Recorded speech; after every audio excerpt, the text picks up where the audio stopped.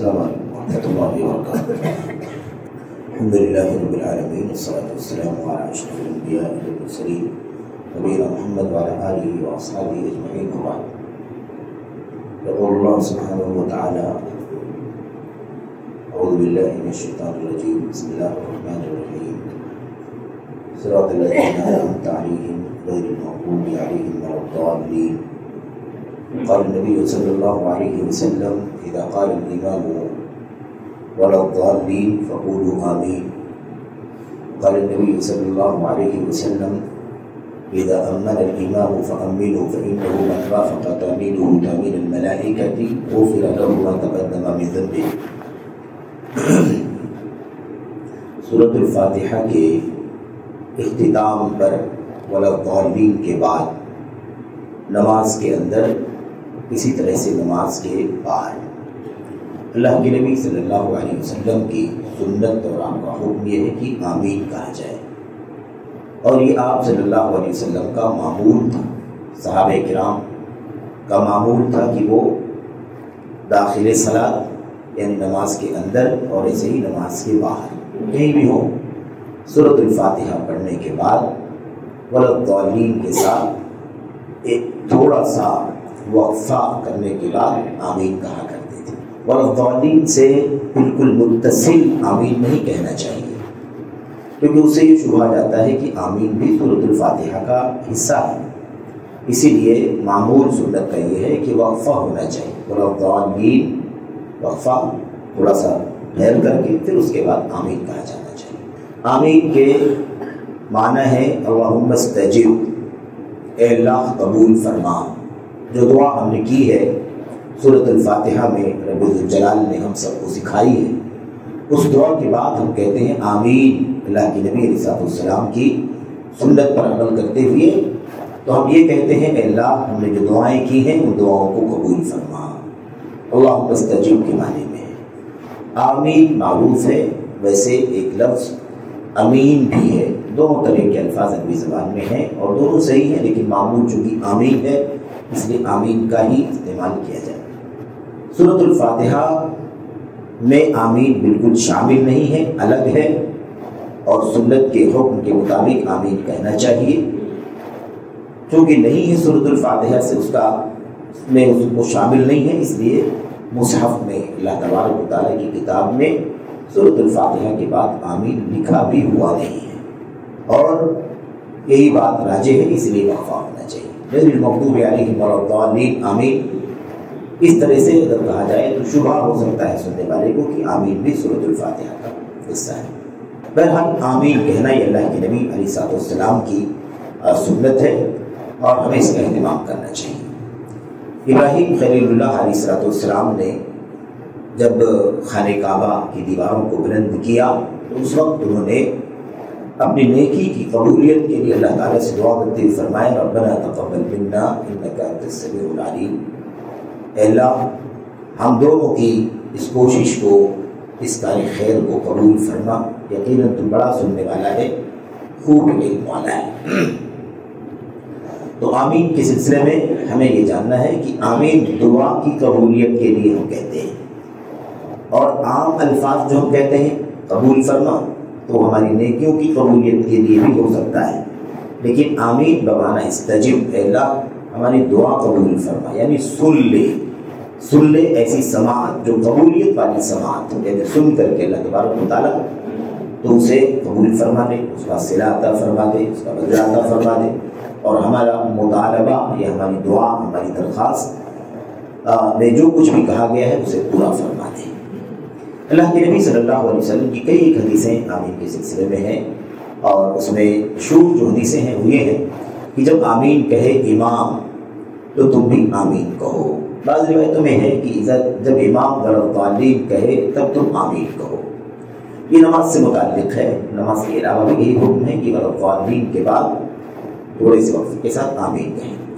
آمین ولا الضالین کے بعد کہیں، امام ولا الضالین کہے تب آمین کہیں، یا امام ولا الضالین کے بعد وقفے کے بعد آمین کہے تب آمین کہیں۔ دونوں طرح کی روایتیں ملتی ہیں، زیادہ قریب یہ ہے کہ امام آمین کہہ لے تب ہم آمین کہیں۔ اللہ کے نبی صلی اللہ علیہ وسلم نے فرمایا ایک روایت کے اندر وضاحت کے ساتھ، یجیبکم اللہ، جب تم آمین کہو گے یجیبکم اللہ تو اللہ تبارک و تعالیٰ تمہاری دعا قبول فرمائے گا، تمہاری دعا سنے گا۔ تو یہ بڑی وضاحت اسی روایت کے اندر کہ جب الضالین کے بعد امام آمین کہے تو تم آمین کہو یجیبکم اللہ، اللہ تبارک و تعالیٰ تمہاری دعا قبول فرمائے گا۔ ہم نے جو ہدایت کی دعا کی ہے اور ساری دعائیں کی ہیں، صراط مستقیم مانگا ہے، گمراہوں سے، ایسے ہی اللہ کے غضب کے ماروں کے راستوں سے بچنے کی اللہ تعالیٰ سے دعا کی ہے، یہ ساری دعائیں اللہ تبارک و تعالیٰ قبول فرمائے گا۔ تو ساتھ ہی ساتھ اللہ تعالیٰ کی طرف سے اللہ کے نبی صلی اللہ علیہ وسلم کی زبان سے بشارت بھی موجود ہے کہ جب تم آمین کہو گے تو اللہ تبارک و تعالیٰ تمہاری دعا قبول فرمائے گا۔ تو آمین کا معمول ہونا چاہیے، اور آمین اللہ تعالیٰ سے مانگنے کی، اللہ تبارک و تعالیٰ سے کی ہوئی دعا کی قبولیت کی درخواست ہے، اس لیے اس میں ذرا بھی تعامل نہیں ہونا چاہیے۔ دوسری بات یہ کہ اللہ کے نبی علیہ السلام نے فرمایا کہ جب امام آمین کہے تو تم آمین کہو، کیونکہ جس کی آمین فرشتوں کے آمین سے مطابق ہو گئی، موافق ہو گئی، اس کی بخشش ہو جائے گی، اس کے پچھلے گناہوں کی مغفرت ہو جائے گی۔ تو اس سے پتہ چلتا ہے کہ یہ بہت ہی زیادہ اہم ہے اور آمین کا اہتمام ہونا چاہیے۔ نبی کریم صلی اللہ علیہ وسلم کے زمانے میں حضرت صحابہ کرام کے سلسلے میں آتا ہے کہ جب اللہ کے نبی آمین کہا کرتے تھے تو صحابہ بھی آمین کرتے تھے، کہا کرتے تھے وَكَانَ بِالْمَسْجِدِ ضَجَّةً، مسجد میں آمین کی آواز گونج جایا کرتی تھی، یہ معمول تھا۔ خاص بات دوسری یہ ہے کہ اللہ کے نبی صلی اللہ علیہ وسلم نے فرمایا کہ یہودیوں کو آمین سے بہت زیادہ چڑ ہے اور نفرت، کئی چیزوں سے چڑ ہے، بہت ساری چیزوں سے نفرت ہے، نبی اسلام سے نفرت، مسلمانوں سے نفرت، پیغمبر اسلام سے نفرت، اور بہت ساری چیزوں میں اللہ کے نبی علیہ السلام نے اپنے امت کو ان کی مخالفت کرنے کا حکم دیا ہے۔ خالف الیہود والنصارى، خالف المشرکین، خالف المجوس، یہودیوں کی، عیسائیوں کی، مشرکین کی اور آگ کی پوجا کرنے والے مجوسیوں کی مخالفت کرو۔ ان لوگوں کی مخالفت کرنے کا اللہ کے نبی نے حکم دیا اور بہت ساری باتیں بیان فرمائی کہ تم ایسا کرو، کیونکہ وہ ایسا نہیں کرتے۔ تو ظاہر ہے کہ انہیں اس سے بڑی نفرت تھی۔ اللہ کے نبی صلی اللہ علیہ وسلم فرماتے ہیں، اما عائشہ فرماتی ہیں کہ نبی کریم صلی اللہ علیہ وسلم کے سامنے یہودیوں کا ذکر کیا گیا، ان کا تذکرہ آیا تو اللہ کے نبی صلی اللہ علیہ وسلم نے فرمایا یہ یہودی ہیں جنہیں تم سے بڑی نفرت ہے 3 چیزوں میں۔ آپ نے فرمایا سب سے پہلی چیز تو انہیں نفرت ہے جمعے سے نفرت ہے، ہداکم اللہ وضلوا عنہا، اللہ تبارک و تعالیٰ نے تمہیں جمعے کی توفیق عطا فرما دی اور یہ اسے بھٹک گئے، بہک گئے، رہ گئے۔ ہم جانتے ہیں کہ یہودیوں کے لیے سنیچر ہے، عیسائیوں کے لیے اتوار ہے، اور اللہ تبارک و تعالیٰ نے جمعے کی توفیق اہل اسلام کو، امت اسلام کو عطا فرمائی، تو بڑی نفرت ہے انہیں۔ تو نمبر 1 اللہ کے نبی نے فرمایا کہ تمہیں جو جمعے کی اللہ تعالیٰ نے توفیق عطا فرما دی ہے، جمعے جیسا بابرکت اور سعادت والا دن تمہیں دے دیا ہے، اس سے یہودیوں کو بڑی چڑ ہے، بڑی نفرت ہے، کیونکہ تمہیں اس کی توفیق مل گئی اور یہودی رہ گئے۔ ایسے ہی قبلہ خانہ کعبہ جو اللہ تبارک و تعالیٰ نے تمہیں عطا فرما دی ہے، تمہیں اس کی توفیق مل گئی اور یہودی ضلوا عنہا، وہ اس سے بھٹک گئے، یعنی وہ نہیں پا سکے، کھو دیا انہوں نے۔ تو انہوں نے قبلہ بھی کھو دیا، نہیں پا سکے، انہوں نے جمعہ بھی کھو دیا، نہیں پا سکے۔ اسی روایت میں اللہ کے نبی صلی اللہ علیہ وسلم نے فرمایا وَقَوْلُكُمْ آمین قَوْلُكُمْ بَعْدَ الْإِمَامِ آمین جب تم کہتے ہو امام کی بات تو اس سے بھی انہیں بڑی نفرت ہوتی ہے۔ کیوں؟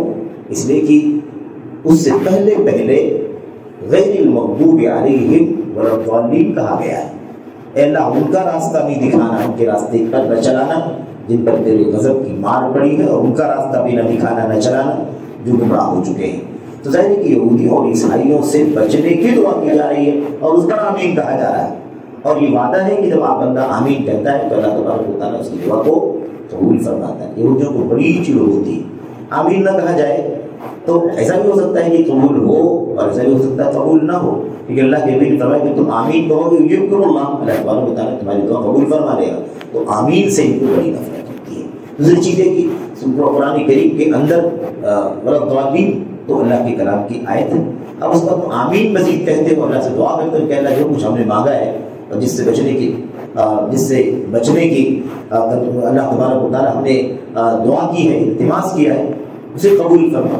تو اسے سن کر کے یہودیوں کو بڑی نفرت ہوتی ہے۔ ایسے ایک روایت میں اللہ کے نبی نے فرمایا کہ انہیں سلام سے بڑی نفرت ہوتی ہے، سلام جو آپس میں سلام پھیلاتے ہیں وہ سلام، اور ایسے ہی نماز میں سلام میں چونکہ دونوں باتیں آ جاتی ہیں تو اس سے بھی انہیں بڑی نفرت ہے۔